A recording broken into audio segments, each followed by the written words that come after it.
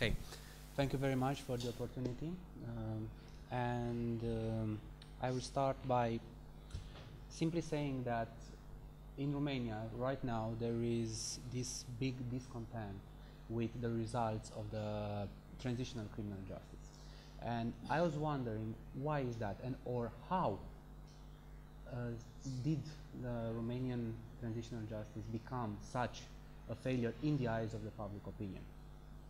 In order to do that, this is actually one of my favorite quotes, and it explains very well, you'll see at the end why it explains very well the situation in Romania. I will simply start by contextualizing a bit the subject, and then I will use five historical actually trials from Romania in order to show the different periods that the Romanian transitional justice has experienced and why some of them were better, some of them were worse. Well, the specificity of the Romanian transitional justice process, seen as a set of measures, so a set of measures that actually englobes the legal definition of justice, is that it is at the same time a post-conflictual transitional justice and a post-authoritarian and totalitarian transitional justice. We had the Ion Antonescu military dictatorship between the 1940 and 33rd of August 1944, and then we had the communist regime from 30th of December 1947 till 22nd of December 1989. Then we had the post-conflictual transitional justice, which regards the Second World War, where Romania was allied with Germany until the 23rd of August 1944. Then we had the Romanian Revolution from December 1989, when over 1,000 people died, and there are about 150 who are still missing, even though they are declared dead at the moment. And then we had the acts committed by the Romanian army in Hungary in 1956. I can say right now that nobody talks in Romania about the third point. Okay, so the transitional justice mechanisms from Romania don't only include criminal justice. They also include compensations, so they go with the civil law for the victims of the revolution and their families, and also for the victims of the communist regime, like special pension tax, pension rights, tax exemptions, free TV and radio, free transportation with public companies. Then you have the restitution of immobile and mobile goods confiscated by the Romanian state during the communist regime. And then you have the administrative part, actually the illustration, which are the set of administrative measures put in place in order to prevent former agents of the Securitate or former perpetrators of human rights violations from access to public office, only if proven in court. When it comes to criminal trials, the main objective that the public opinion in Romania know is that it was to allow for the possibility of punishing alleged human rights violations perpetrators. The obstacles, very generally, are the lack of political will, the lack of legal means, the corruption, and the lack of historical information. Then you have the specific challenges, some of the specific challenges that any transitional criminal justice faces. Purging the threatening leaders, how you do that, why you do that, with whom you do that. Alienating victims is always a risk when it comes to criminal trials. Why? Because you instrument victims. And you instrument victims in order to gather testimony. And this is a very frustrating position, mostly when that perpetrator actually is acquitted. And the process of truth-telling in a criminal trial also can be very seriously distorted, especially in Romania, where it is an inquisitorial system. Actually, it is one of the closest systems to the French system. And then you have the corruption of the judicial effort due to the political agenda of various parties involved in the process. Now, regarding the discussion from this morning, I have to make a distinction. You have different types of political influences when it comes to transitional justice mechanisms. You have, for example, the kind of political influence that has the objective of improving the transitional justice process. And then you have the kind of political influence that tries to succeed in achieving personal objectives of different parties. So it doesn't serve the transitional justice, it only serves a particular individual interest. And this is what I'm talking about in the fourth point. Now, a time frame of the Romanian transitional justice can be described like this. You have the witch hunt from 1989 till 90. Then you have the shifting the blame from the political class to the military, and then you have the rule of law period.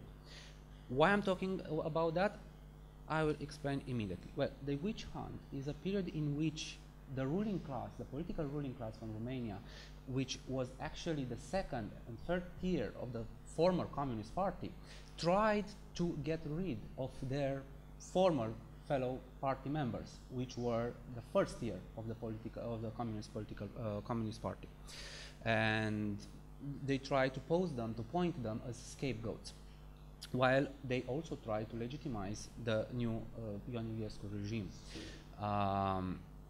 There are two very important trials in this period. There is the Ceausescu, Nicolae Ceausescu and Elena Ceausescu trial, and there is the CEPEX trial, which actually means the Political Executive Committee, one of the main executive institutions. Well, as regarding to the Ceausescu trial, it started on the 25th of December 1999, it ended 55 minutes later. So this is the actual period, okay? I don't have more than that. Robert Badinter, a French lawyer, said that it wasn't a Stalinist trial, it was a political execution. I don't actually agree. I believe it was both. And the accusations which Nicolae Ceausescu faced was the crime of genocide. The Romanian society was in love with the notion of genocide during the 90s. It sounded well. I don't know why.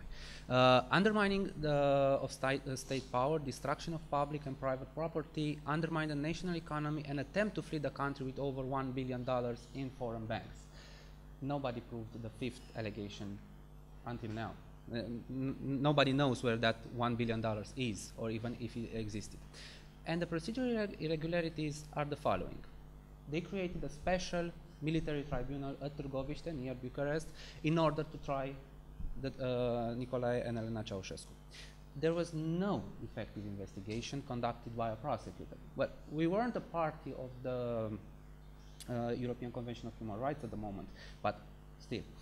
The indictment was drafted by anonymous jurists. At the time, nobody knew who they were. Later, we found out 2 or 3 names. And then it was proofread by Ion Iliescu, who was the de facto head of state at that time.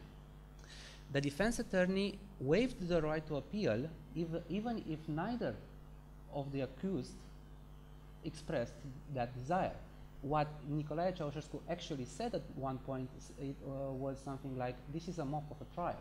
And then the defense attorney raised, and he said, okay, you heard Nicolae Ceausescu waiving his right to appeal the sentence, so please note that the sentence was, note that he waives that right. The defense wasn't allowed to make a proper case. Well, nobody wanted a proper case, and the whole trial lasted 55 minutes.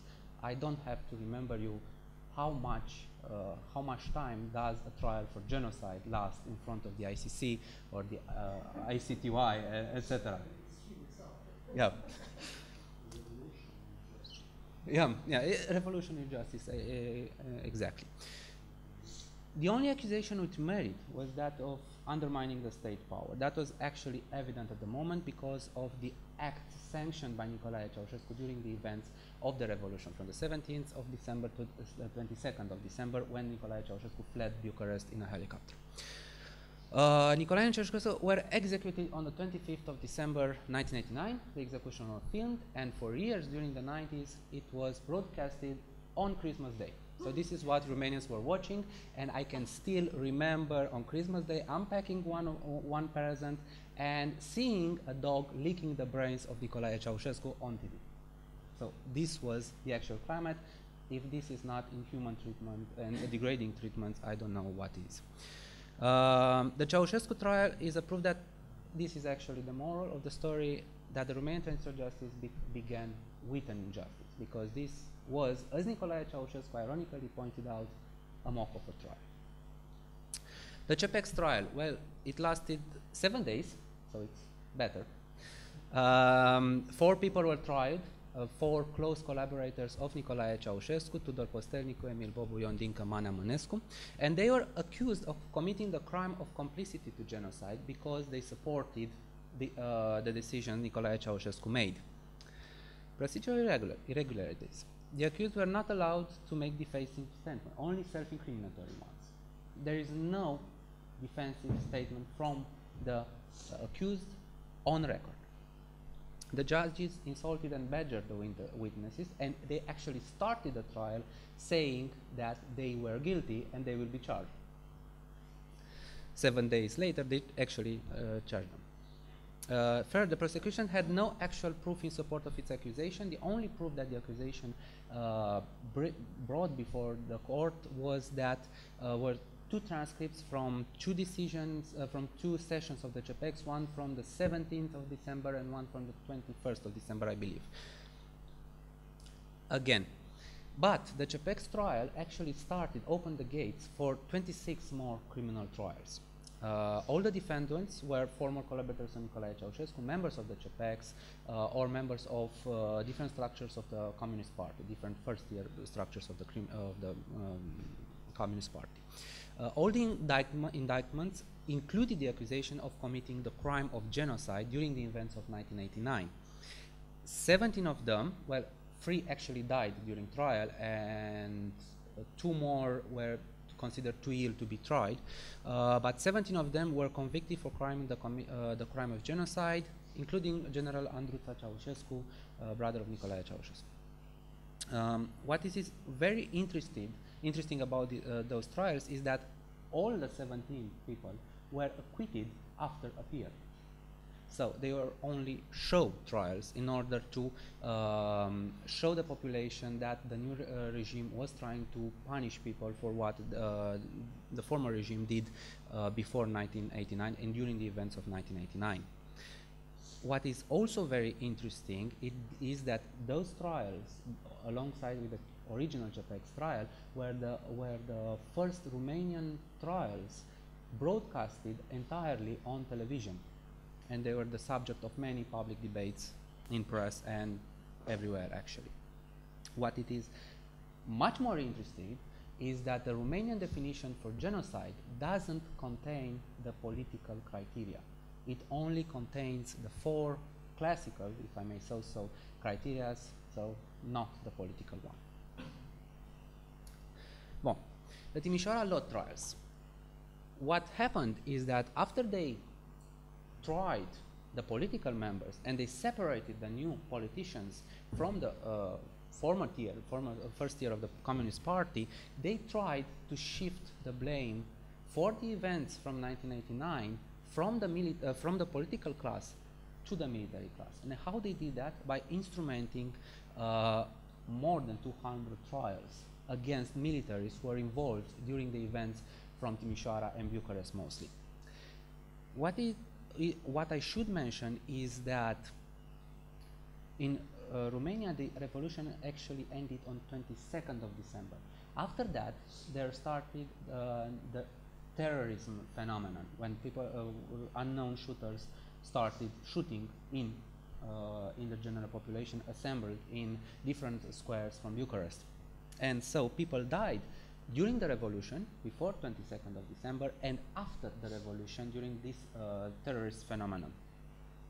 But out of those 198 people who were trialed, 125 were accused only of committing crimes before 22nd of December, even though most of them, and when I say most, I say above 170, were involved in on all the duration of the events from December 1989. Mostly legal, because now they didn't use anymore the genocide. They used the accusation of first-degree manslaughter usually, or complicity to manslaughter, or anything like that. But what I should mention is that Ion Iliescu in 1990 adopted 2 decrees, 2 decrees of amnesty. One which preventing the prosecution of crimes punishable with imprisonment for up to 3 years, and one preventing prosecution of crimes punishable with up to 10 years. Okay. So most of the accused continued their careers as military people. Most of the accused were acquitted, and so and paradoxically, the army is the most popular institution in Romania today. It is followed by the church and then the National Anti-Corruption Directorate. The Alexandru Vișinescu trial was actually started by the institute where I work on the 13th of July 2013.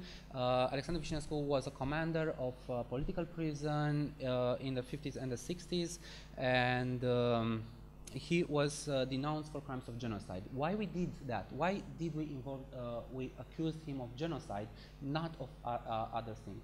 Because even though Romania signed the 1968 Convention for crimes of war and crimes against humanity, it never transcribed that crime in the Romanian legislation. So at that point, the manslaughter was actually covered by statute of limitation, and we had no crimes against humanity in order to do that. But we knew that in 2014 or later will be adopted a new criminal code which will contain those crimes. So in order to force the prosecutor to start an effective investigation about Nicolae Ceausescu under Romanian criminal law, we denounced him for genocide. And then during the investigation, the criminal code changed, and they changed also the accusation to crimes against humanity. It is very important to remember that the Alexandru Vișinescu trial actually proved in court that the Romanian Gulag, as it is known, which lasted from 13th of December 1947 till 1964, was a regime meant to exterminate in a systematical way the political prisoners. And we have data that a minimum of 76,000 people died in those prisons between 1948 and 1964. He was actually convicted for crimes against humanity, and the sentence was upheld by the High Court of Cassation and Justice on the 10th of February 2016. I will skip the Ion Ficior trial. It is important that he also was the commander of prison, and he was also sentenced to 20 years in prison for committing crimes against humanity. He was actually found guilty for the deaths of 106 people and the suffering of many, many more. The Revolution trial is actually an ongoing investigation. It was closed in 2015 by the military prosecutors, but in 2016 the general prosecutor reopened the investigations under public pressure. Okay, conclusions. Now, very, very fast. The Romanian Transitional Justice, as I said, was corrupted by the agendas of the political class, but not a political, as I said earlier, not a political influence that was meant to further the transitional efforts, but a political agenda that only served certain individuals. The first trying were employed by the new regime to purge the former political leaders. Due to the fact that the Romanian law doesn't include the political criteria, most of the sentences, if not all the sentences, which include the crime of genocide, have no legal basis for such a conviction. Even though the Romanian jurisprudence regarding transitional criminal trials include hundreds of trials, most of these trials conducted before 2000 do not respect the requirements of a democracy based on the rule of law. And the criminal legislation made almost impossible the prosecution of any former perpetrator protected by the new regime until February 2014. And what is the saddest part, there are still human rights violations which have not been investigated. I speak about the deportation. Almost 120,000 victims, German, Serbians, and Moldavian, mostly from Banat and from the eastern border of the Republic of Moldova. They were deported in a very arid area of Romania, where thousands of children, women, old men died. The killings on the borders with Serbia and Moldavia, and the abortion-related killings. We have data about over 9,700 women left to die in hospitals because they wouldn't say who performed the clandestine abortion. This is all. Thank you. I try to respect the time.